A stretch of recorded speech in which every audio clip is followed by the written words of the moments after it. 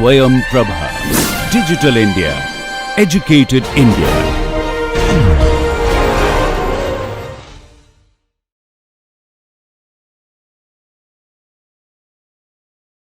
An important class of problems are that of graph color. So that's what we'll talk about today.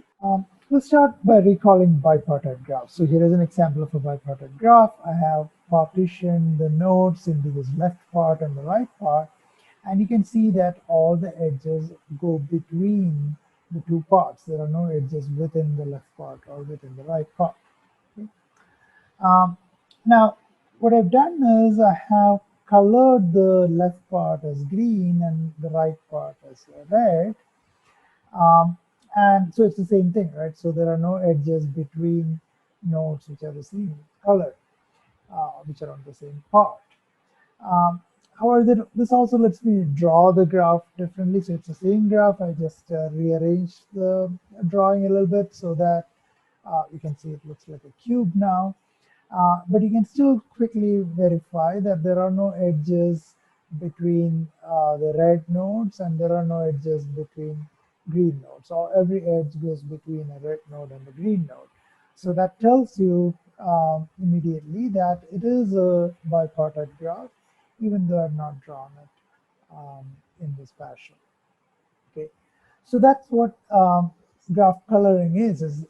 So coloring using coloring the nodes using two colors, such that no edges connecting nodes of the same color is essentially the same as partitioning the nodes into two parts and showing that it's a bipartite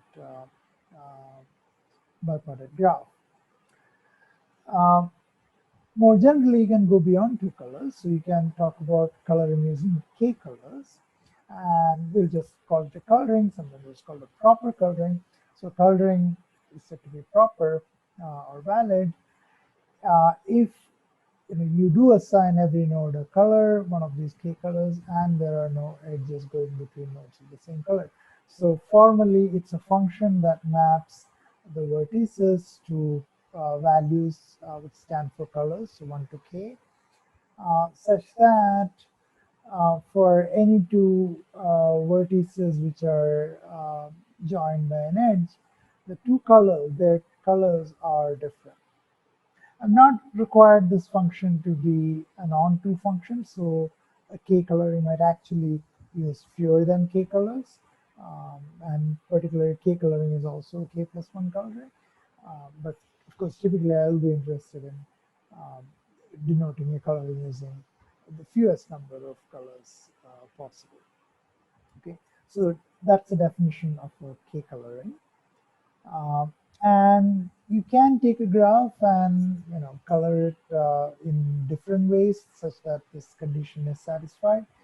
The fewest number, the fewest colors you can use in such a proper coloring corresponds to what's called the chromatic number of the graph, denoted by chi. So that's a symbol for chromatic number. So that's again the smallest number of colors, so least value of K, such that there is a K coloring possible for the graph. Okay?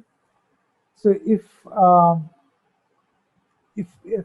I show a graph, if I show that a graph has a K coloring, what I'm showing is an upper bound on the chromatic number.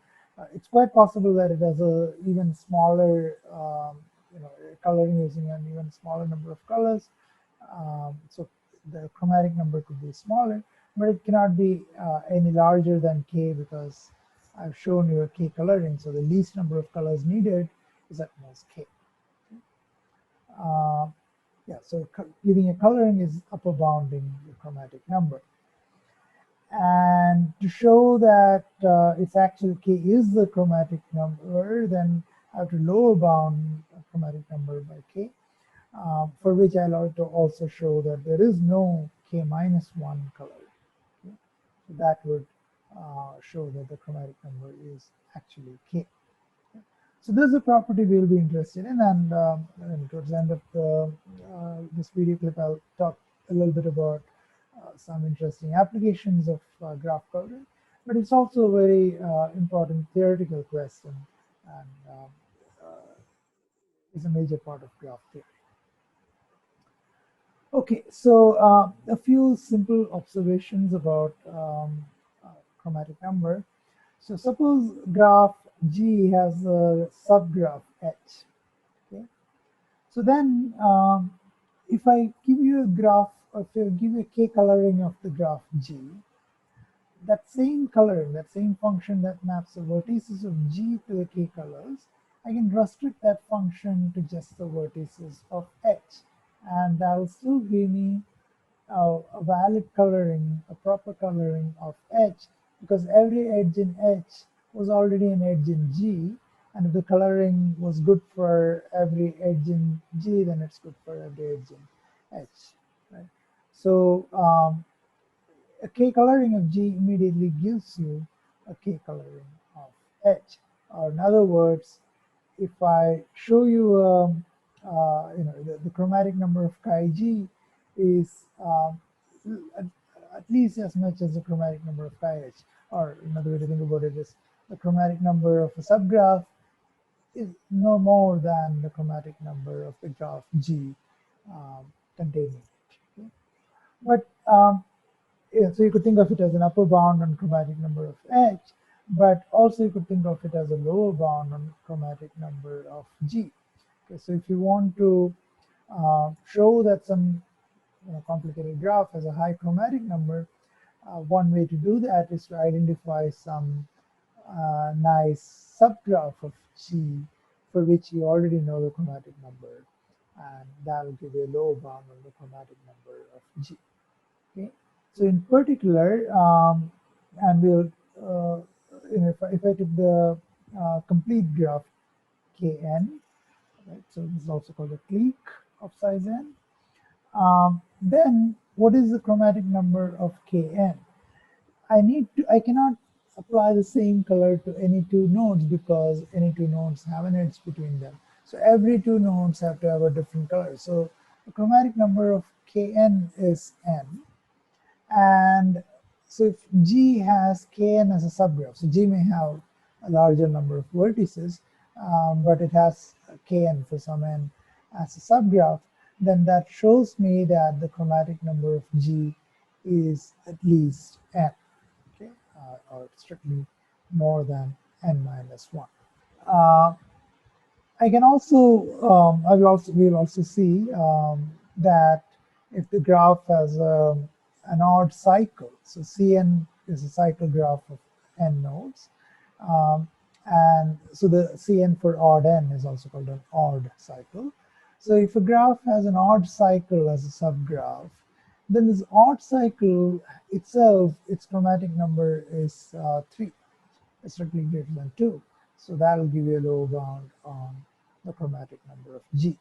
So just to summarize that, so one way of showing a lower bound and an upper bound on chromatic number of a graph, to be the upper bound, you can explicitly give a coloring, and to give a lower bound, you show some subgraph of H, subgraph of G, for which you already know the chromatic number, or at least the lower bound on its chromatic number, and that will give you a lower bound on chromatic number of G itself.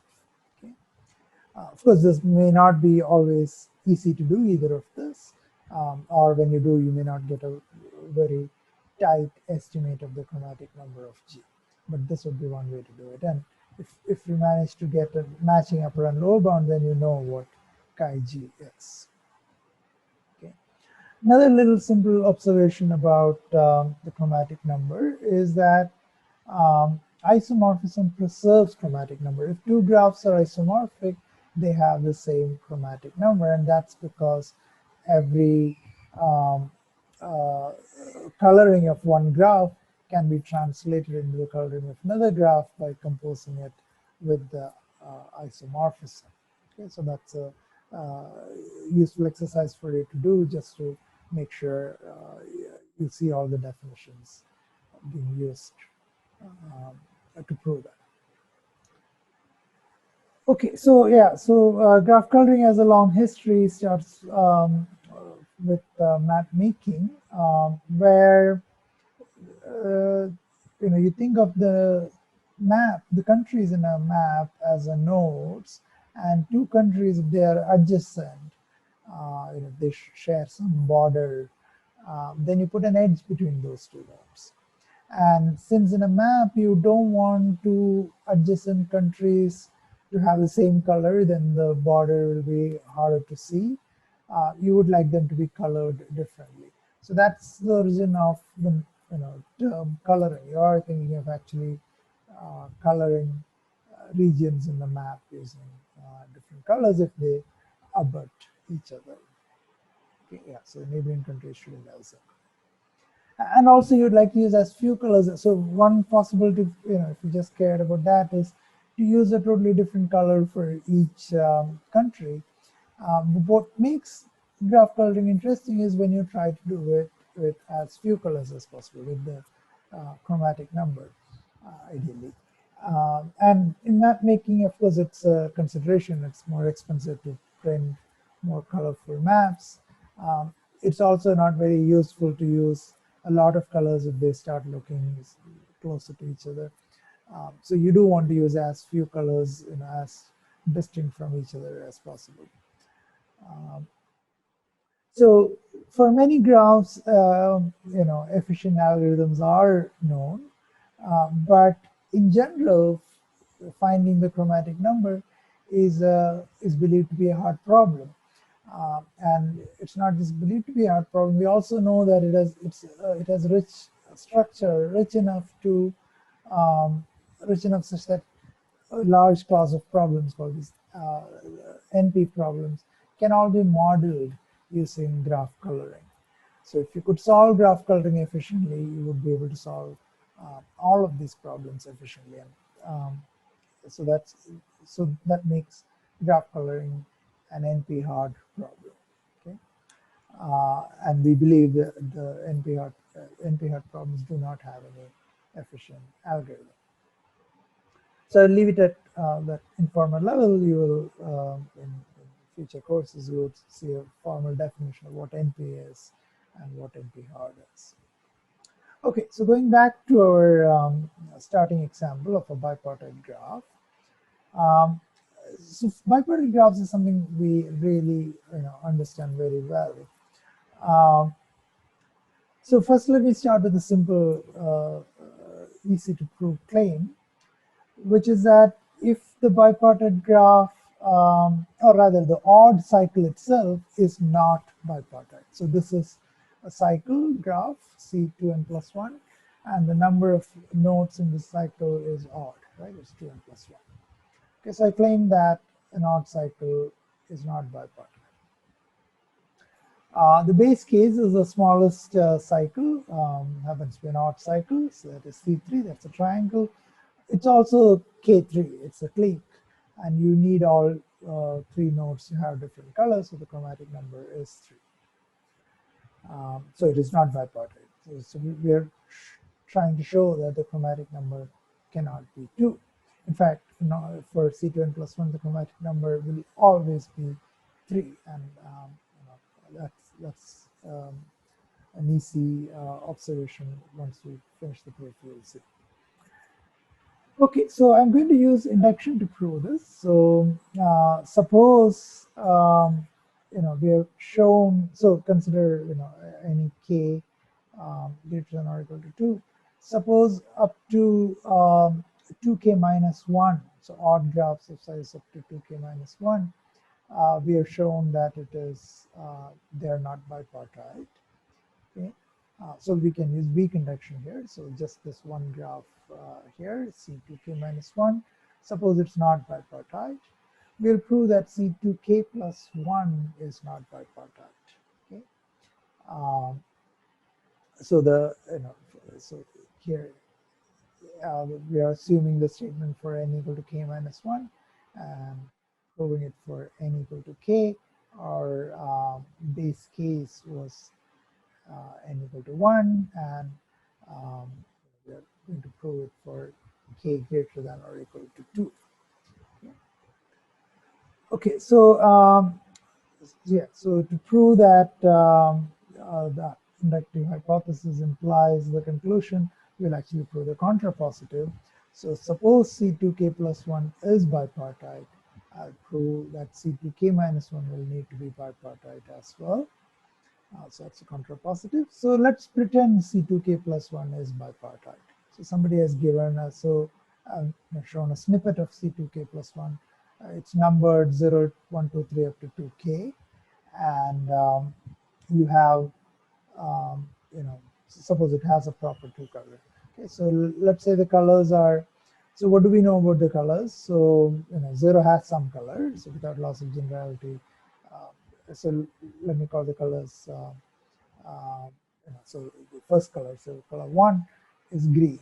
Okay, so 0 has a color green. 2k, the node 2k is adjacent to 0, so it has to have the other color. So I'm using purple here, or violet.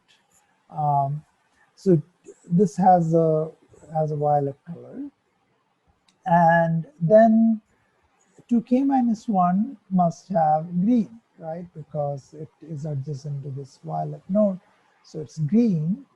And I'll do this once more, and 2k minus 2 has to have the violet color. Okay, and now I stop here and I say, okay, so C0 and C2k minus 2, they have opposite colors. And now let's just look at C2k minus 1. What is C2k minus 1? It has all these same edges as in C2k plus 1, but it doesn't have these two nodes. Instead, it has a new edge here, right? So there is a new edge in C2k minus 1, which is not in C2k plus 1, and that edge is connecting 0 and 2k minus 2. But if what you gave me was a valid coloring for C2k plus 1, I just argued that 0 and 2k minus 2 have to have opposite colors, so that same coloring can be used as a proper coloring for C2k minus 1 also. So, yeah, same coloring would work. So I would have a proper coloring of the odd cycle of size 2k minus 1, and that's the contradiction we are looking for. Okay, so so C2k minus 1. So yeah, it, assuming the induction hypothesis, C2k plus 1 cannot be bipartite. In fact, this property of not having an odd cycle is a characterization of a bipartite graph. So here is a theorem that a graph is bipartite if and only if it contains no odd cycle. I'm excluding the case of a graph with a single node, only because we defined the bipartite graph as a graph with at least two nodes. So for graphs with at least two nodes, it's bipartite if and only if it contains no odd cycle. So we already saw that if it contains an odd cycle, then it cannot be bipartite. What remains to be proven is a converse, that if it is not bipartite, then it does have an odd cycle. Okay, so suppose the graph is not bipartite, a graph with at least two nodes. So we'll go ahead and find an odd cycle inside it, right? Okay, so the graph may have multiple connected components, but there should be at least one connected component with at least two nodes, such that it is not bipartite. If every connected component was bipartite, then you can put together those partitions into a bipartite graph, and or if every connected component had only one node in it, or some connected components um, were bipartite and the remaining had only one node in it, that would all give you a bipartite graph. So if G is not bipartite, then there is at least one connected component with at least two nodes in it, such that it is not bipartite. Okay, so let's take such a component and let's pick an arbitrary node in this connected component. So let's call it V, and then we're going to partition. So remember that from V, every node in the component can be reached. There's a path to every node. There's a well-defined finite distance from V to every node in the connected component. That's what a connected component is. So I'm going to partition the nodes in the connected component as nodes which are at an even distance from V and nodes which are at an odd distance from V.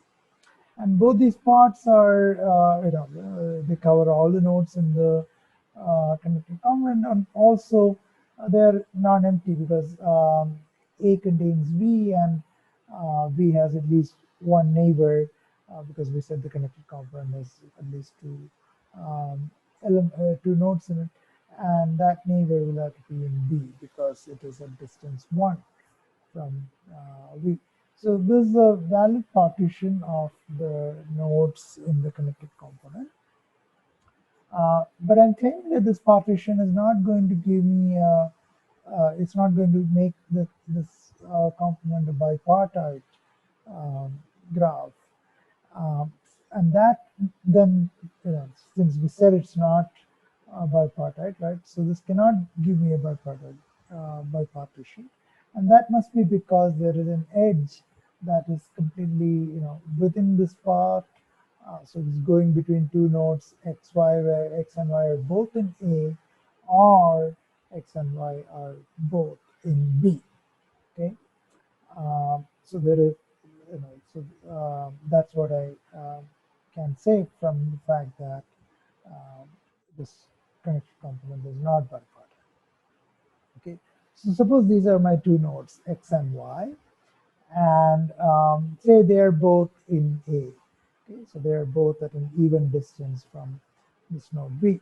So there are some two paths, the shortest paths from B to X and B to Y, and they are both even, or they are both odd.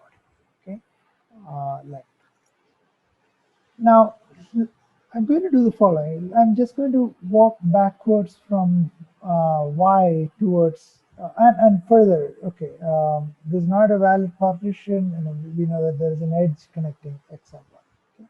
And now my goal is to from here find an odd cycle. Okay, so I'm going to walk backwards from Y until I hit the path from V to X. Okay, and I know that'll happen because if at least that'll happen when you reach all the way back to B, but it might happen sooner. So the first time it happens, let's call that node U, and so that's a node where the first time I encountered the path from V to X. So the path from V to X I split into two parts, P and Q. It's possible that U is V itself and then P is empty. Okay, and I can also split the path from V to R, that it also contains U, right? So into an initial part from V to U and then a segment which I'm calling R here. Okay. Now, here is an observation. Since these are both shortest paths, it must be the case that the distance from the length of this segment P and the length of this segment here from V to U through the path to Y, they must be both equal. If one of them was strictly smaller than the other, then I could have replaced, say this segment P was strictly shorter than the segment here, then I could have actually taken P and R to get to Y and get a shorter path. But since this is the shortest path, what I have here is the shortest path from V to Y, that cannot happen. Okay? And conversely, the length here is at least, the length of P is at least as much as the length of here. Okay, so these two segments are of equal length. So I might as well actually think of using the same segment in both the paths from V to X and from u to y, there will still be shortest paths. So without loss of generality, I can assume that, okay, this is what the shortest paths look like. First, you go from v to u using some path p, and then from u to y, there is a segment r. And remember, this was the first point in, when I trace back from y to u, this was y to towards v. This was the first point that I intersected with the path from v to x. So r simply doesn't intersect anywhere in this path except here. And that means in particular that the segment here doesn't intersect with R. Right? In fact, none of this path intersects with R apart from at U. So the segment here also doesn't intersect with R apart from this endpoint. Okay. So without loss of generality, I can assume that the two shortest paths given to me are of the form P concatenated with Q. So Romer paths are less, and I'm using this notation to indicate concatenation. So P concatenated with Q and P concatenated with R, where Q and R are paths from U to X and U to Y, which intersect only at this first node U. Okay, and further, if I look at the segment Q, I can see that, what is its length? Its length is whatever is the original length of the shortest path minus the length of P. And similarly, the length of P to R, or B to Y, the shortest path from B to Y, minus the length of P is the length of R. So Q and R both, remember, they were both congruent modulo 2. They were both even or both odd, the entire paths, PQ and PR, their lengths were congruent modulo 2. Now, after subtracting the same value, namely the length of P, I get the lengths of Q and lengths of R. They should also be congruent to each other modulo 2. So both these lengths are, they're both odd or they're both even. In particular, their sum is even. And now, so Q and R are both even or both odd length. And now here is my odd cycle. I know I have an edge here from X to Y. So remember, there is no intersection here between, and these were pieces of paths. So they themselves do not have any repeating vertices. There is no repetition. There is no intersection here except U. So I can just concatenate all of these together, and I'll get a cycle without any node repeating.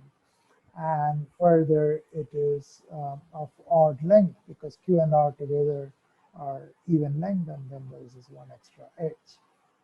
Okay, so Q, E, and then this R in the reverse direction, they together form an odd cycle. Okay, so that's what I wanted to prove, that if the graph is not bipartite, then there is some odd cycle somewhere. But you can also think of this as an algorithmic proof, because it tells you how to find a partition.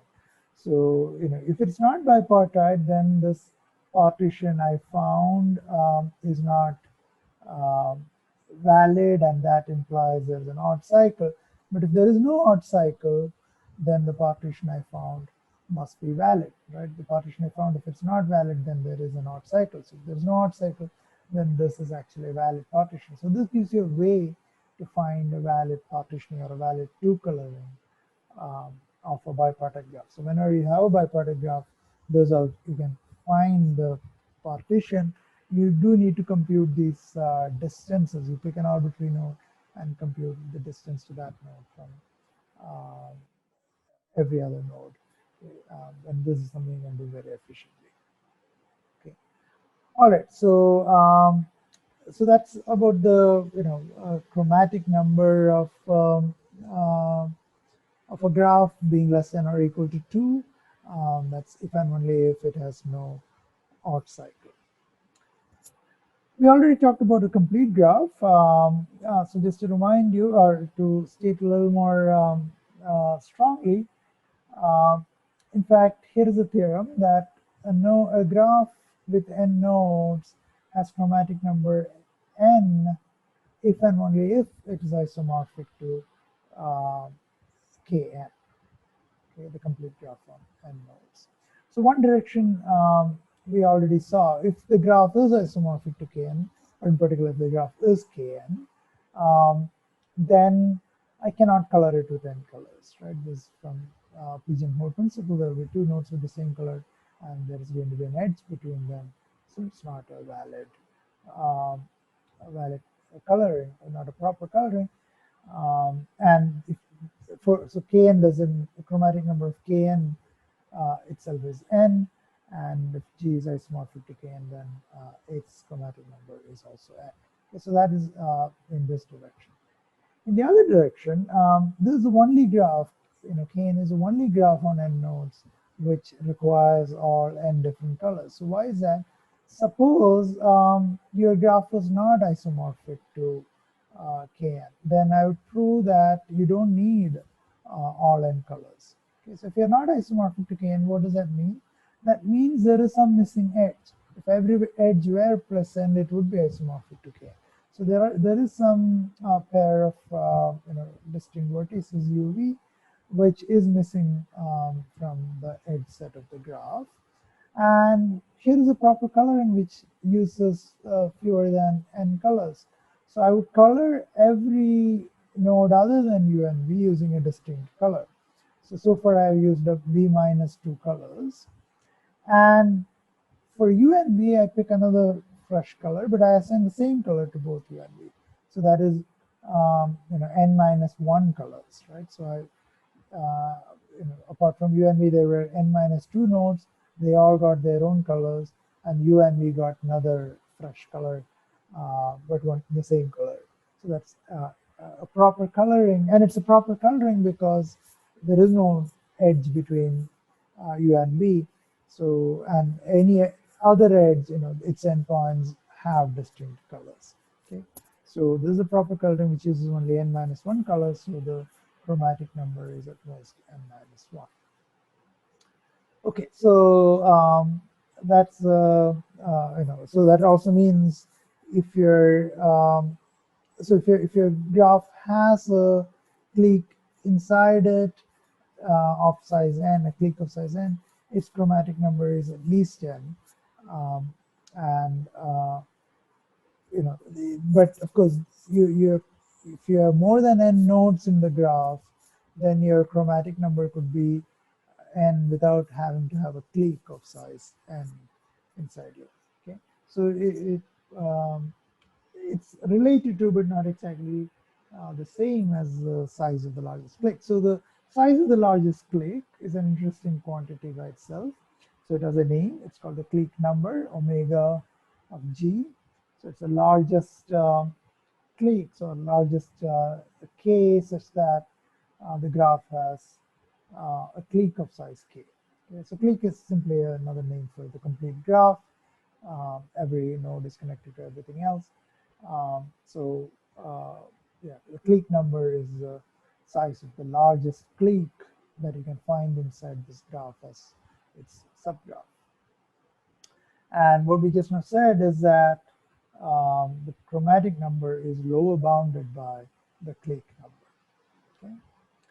There's another quantity which is also very interesting, and that is what's called the independence number. It's the kind of other extreme of clique number, you could say. So in instead of looking for cliques which are fully connected, every node is connected to everything else, an independent set is a set of nodes such that no node is connected to another node. Okay, and the independence number of a graph is the largest such independent set that you can find. So largest set, the size of the largest set you can find such that there are no edges within that set. Now, why is independence number related to coloring? Because if I took a proper coloring and I looked at all the nodes which were given the same color, they necessarily have to form an independent set, because there cannot be an edge between any two of them because they all have the same color, right? So the nodes of the same color the set of those nodes corresponds to an independent set. Okay, and any such independent set, so alpha j is the size of the largest independent set. So any such uh, set of nodes which are the same color in a proper coloring, um, that set can be of size at most alpha g. Okay. Now suppose I took this graph and considered the best coloring in terms of the smallest number of colors, so the coloring with chi g colors. What can I say? So I can account for every node by counting it as part of nodes which have its color. So for every color, I look at the number of nodes which have that color. And if I sum up over all the colors that are used in the coloring, I should get the total number of nodes. Okay, so say the total number of nodes is n. On the other hand, how many such colors are there? There are chi-g colors. And for each color, what is the number of nodes with that color? It's at most alpha g. Okay, so this summation is at most chi-g times alpha g. So this gives another lower bound on chi-g, that chi-g is at least n divided by alpha g. So this was saying if you have a large clique, you have to have a large chromatic number. And this is saying if you have a large number of nodes, but every independent set is small, then also you need to have a large number of colors uh, in a proper color.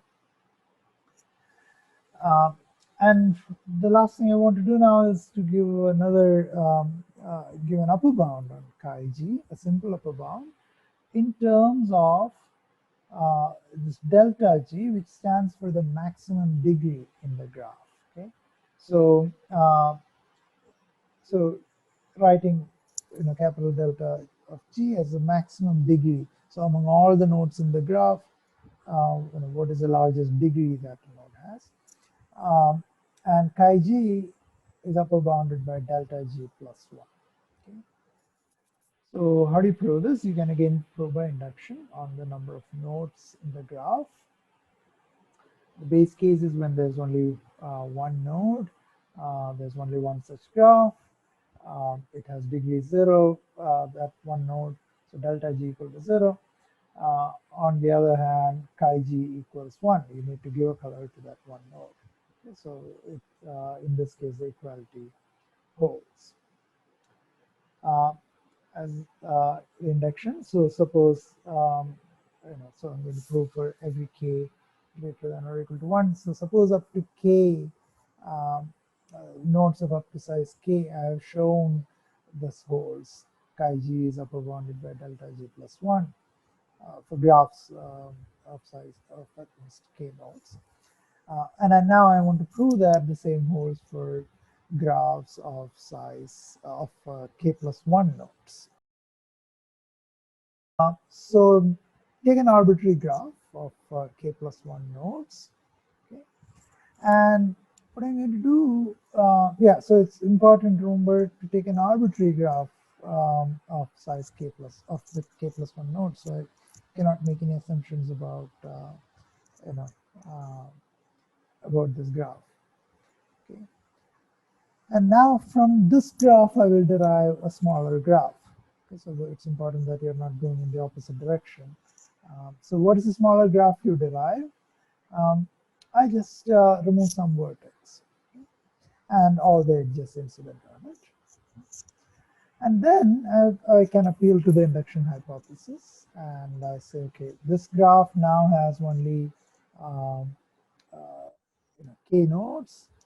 I can apply the induction hypothesis and say that the chromatic number of the smaller graph is at most delta G prime plus 1. Now delta G prime plus 1 is at most delta G plus 1. And that's because the degree may have gone down, may not have gone down, but it could not have gone up for any node. So delta G prime is less than or equal to delta G.